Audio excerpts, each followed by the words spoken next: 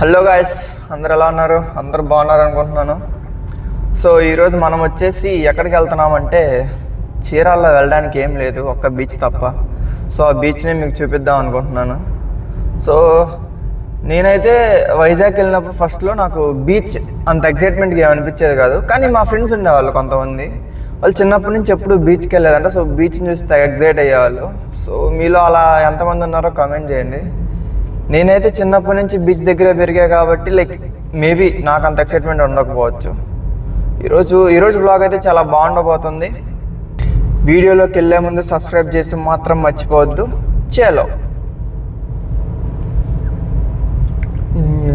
బంధము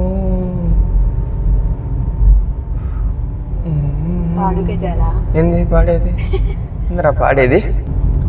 ఇది బీచ్కి వెళ్ళే రోడ్డు చాలా బ్యూటిఫుల్గా ఉంటుంది అనమాట ఈ చెట్లతో. నాకైతే ఈ సీనరీ చాలా ఇష్టం చిన్నప్పటి నుంచి. కాకపోతే నేను చిన్నప్పటి నుంచి ఇప్పటికీ మారింది ఏంటంటే, ఇప్పుడు మీకు ముందు చూపిస్తా చూడండి. ఇంతకుముందు రోడ్డు అంతా మీరు ఇప్పుడు ఎలా అయితే చూస్తున్నారో అలాగే ఉండేది బీచ్ వరకు. కానీ ఇప్పుడు మనకి ఒక హైవే వేసినారు, ఇది నేషనల్ హైవే అనమాట.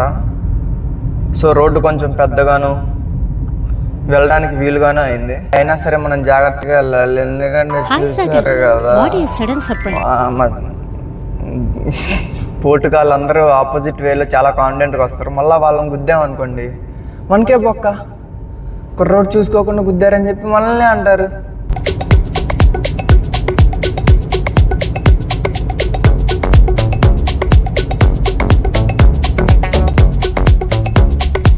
కనిపిస్తుంది కదా, అదే అనమాట మా చీరాలకి లైట్ హౌస్. అక్కడ ఒక వాచ్మెన్ ఉంటాడు, పెద్ద జఫాగాడు. విజిటింగ్ టైమ్స్ ఎప్పుడు రా అంటే మధ్యాహ్నం 2 to 5 అంటాడు. 2 to 5 మధ్యలో వెళ్తే బాబు తింటున్నా బాబు, బాబు అది బాబు, నాకు అది నొప్పి బాబు అని చెప్పి పైకి పోనీడు. పెద్ద జఫ్మాగాడు.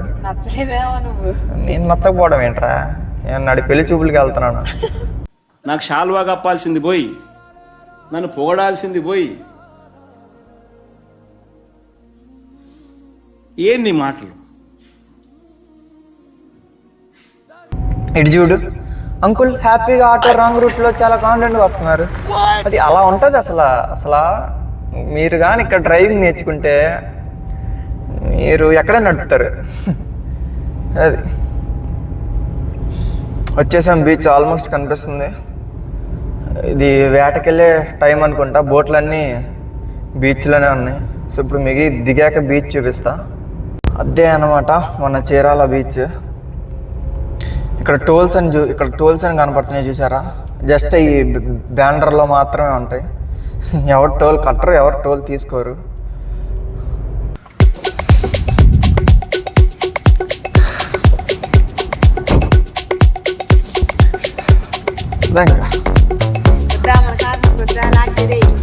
ఇదే కదా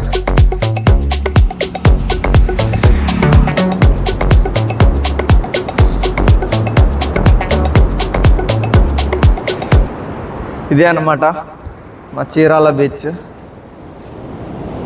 మెయింటైన్ చేస్తే బాగుంటుంది, కానీ యాక్చువల్లీ ఇది ఎవరు ఎక్స్ప్లోర్ చేయకముందు బాగానే ఉండేది. అందరూ ఇక్కడికి విజిటర్స్ హైదరాబాద్ నుంచి దీన్ని ఒక టూరిస్ట్ ప్లేస్లా చేద్దామని గవర్నమెంట్ చాలా స్కీమ్స్ అవన్నీ చేస్తుంది అనమాట. సో ఈ విజిటర్స్ వీళ్ళందరూ పెరిగిపోయిన తర్వాత నుంచి చెత్త కూడా పెరిగిపోయింది. సో చూసారు కదా అవన్నీ బోట్స్. సో అవన్నీ ఫిషింగ్కి వెళ్తాయి అన్నమాట. మెయిన్ బీచ్ వచ్చేసి అటు సైడ్ ఉంటుంది, అక్కడ బోట్స్ అవన్నీ ఉంటాయి. కానీ అక్కడ ఇటు సైడ్ జనాలు ఉంటారని చెప్పి పీస్ఫుల్గా ఉంటుందని ఇటు వచ్చాము.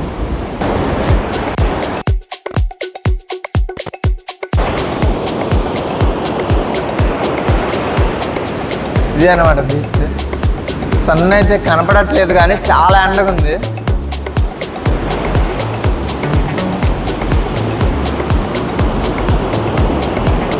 సైడ్ చూసారా, ఇవి కూడా ఇవన్నీ హోటల్స్ అంట, బీచ్ హౌసెస్ ఇవన్నీ. ఇంతకుముందు మా చీరాల్లో ఒకటి ఉండేది, మేబీ అదేంటది బీచ్ దగ్గర వాటిని ఏమంటారు రిసార్ట్స్. ఇప్పుడు ఎటు సైడ్ చూసినా ఇప్పుడు మనం వెళ్తున్నాం కదా, దానిలో ప్రతి 100 మీటర్స్కి ఒక రిసార్ట్ కడుతున్నారు. చాలా అభివృద్ధి చేస్తారనుకుంటున్నాను. ఇంతకుముందు ఇవన్నీ చెట్లు అవన్నీ ఉండేది, అభివృద్ధి అని చెప్పి అన్నీ కొట్టిపాడేశారనమాట. మరి ఏమైద్దో ఏమో చూడాలి.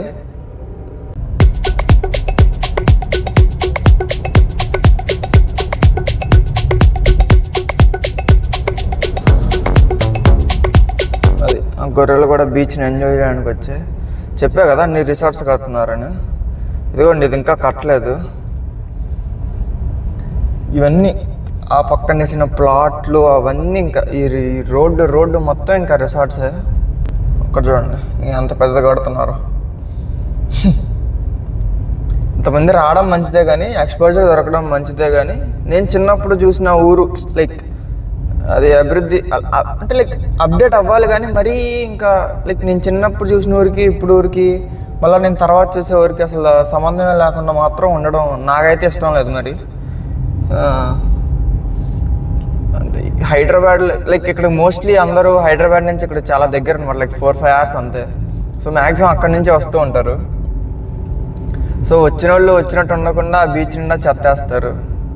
మరి సివిక్ సెన్స్ వాళ్ళకు ఉండాలి. ఇంకా గవర్నమెంట్ అయినా ఎంత అని చేస్తుంది, మన బీచ్ని మనం క్లీన్గా ఉంచుకోవాలన్న బుద్ధి మనకు ఉండాలి. సో అలా ఉంటే మంచిదని నా ఫీలింగ్. మరి ఇదే మా స్పాట్. మేము ఎప్పుడు బీచ్కి వచ్చినా లైక్ నేను మా ఫ్రెండ్స్ కలిసి ఇక్కడే ఆగి కాసేపు ముచ్చట్లు పెట్టుకుంటాం.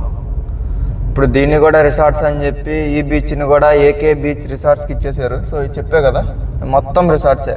ఇటు సైడ్ ఇంకా మొత్తం రిసార్ట్స్. రామాపురం సైడ్ నుంచి సిటీలో అదే టౌన్లోకి వెళ్తున్నప్పుడు ఇవన్నీ పెట్టారనమాట.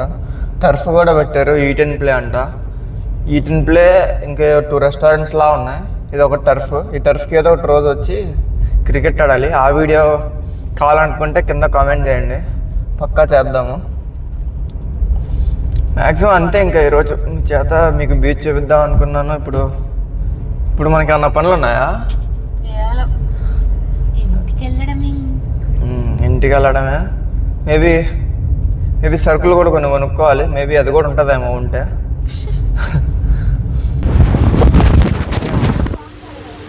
తీసుకుంటున్నాము.